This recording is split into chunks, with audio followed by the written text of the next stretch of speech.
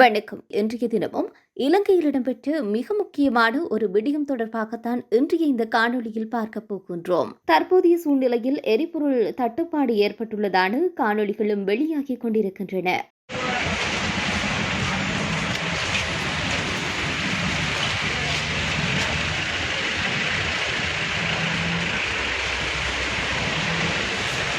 குறிப்பாக எரிபொருள் நிரப்புவதற்கு மக்கள் எரிபொருள் நிரப்பு நிலையங்களில் பாரிய வாகன வரிசைகளில் நின்று காத்திருக்கின்ற காணொளிகள் வெளியாகிக் கொண்டிருக்கின்றது.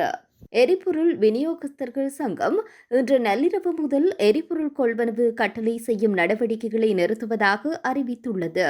தற்போதுள்ள இருப்புகளின் விநியோகம் தொடரும் அதே வேளையில் புதிய கொள்வனவு கட்டளைகள் எதுவும் மேற்கொள்ளப்படாது என்று அவர்கள் தெரிவித்துள்ளனர்.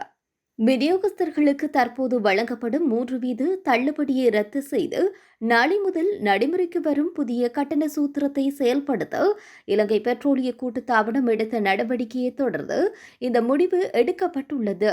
இந்த மாற்றம் மார்ச் மாதம் 2022 வெளியிடப்பட்ட சுற்றறிக்கையுடன் ஒத்துப்போகின்றது. இது தற்போது கட்டண முறையை சட்டவிரோதமாக்குகின்றது என்று பெட்ரோலிய கூட்டுத்தாபன தலைவர் டிஜே ராஜகருணா குறிப்பிடுகின்றார். இதற்கு பதிலளிக்கும் வகையிலேயே விநியோகஸ்தர்கள் சங்கம் இன்று பிற்பகல் ஒரு ஊடக சந்திப்பில் தங்கள் பெட்ரோலிய கொள்வனவு கட்டளைகளை நிறுத்தி வைப்பதாக அறிவித்துள்ளது.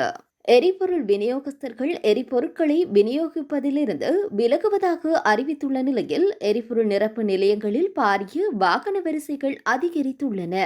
நாட்டில் எரிபொருள் பற்றாக்குறை இல்லை என்றும் விநியோகம் வழக்கம் போல தொடர்கின்றது என்றும் இலங்கை பெட்ரோலிய கூட்டுத்தாபனத்தின் தலைவர் உறுதியளித்திருக்கின்றார்.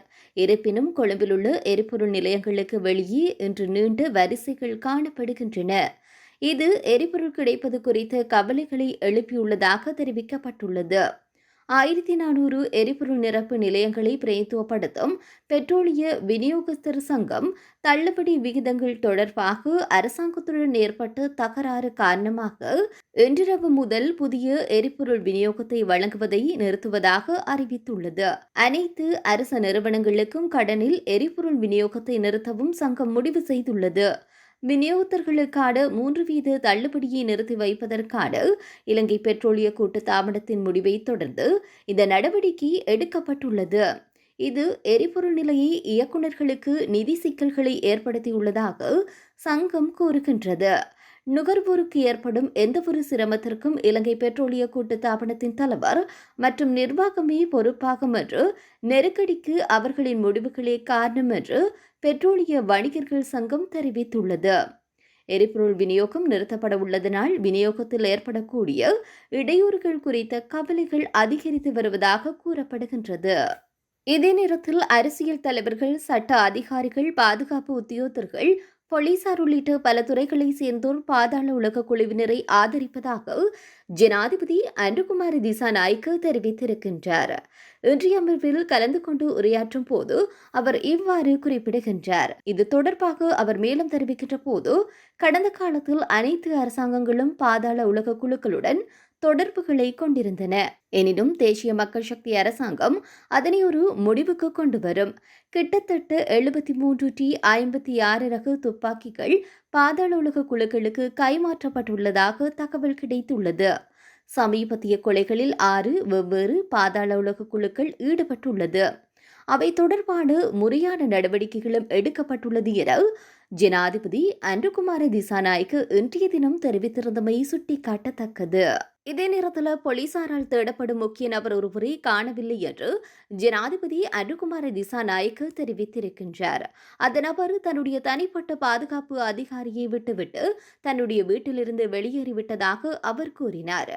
குறித்த நபர் நாளைக்குள் சரணடைவார் என்று ஜனாதிபதி நம்பிக்கை தெரிவித்துள்ளார். இருப்பினும் அவர் நேரடியாக சந்தேக நபரின் பெயரை குறிப்பிடவில்லை. எனினும் முன்னாள் போலீஸ் மா அதிபர் தேசபந்து தென்னக்கோனி அவர் குறிப்பிட்டதாக பரவலாக ஊகிக்கப்படுகின்றது.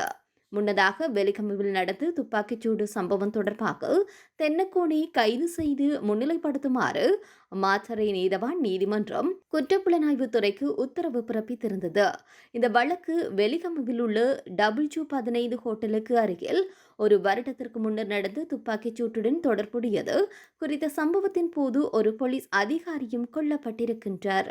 இந்த நிலையில் வழக்கில் சந்தேக நபர்களான தேசபந்து தென்னக்கோன் உள்ளிட்ட 8 போலீஸ் அதிகாரிகளை கைது செய்ய நடவடிக்கை எடுக்கப்படுவதாக போலீஸ் ஊடக பேச்சாளர் தெரிவித்திருக்கின்றார்.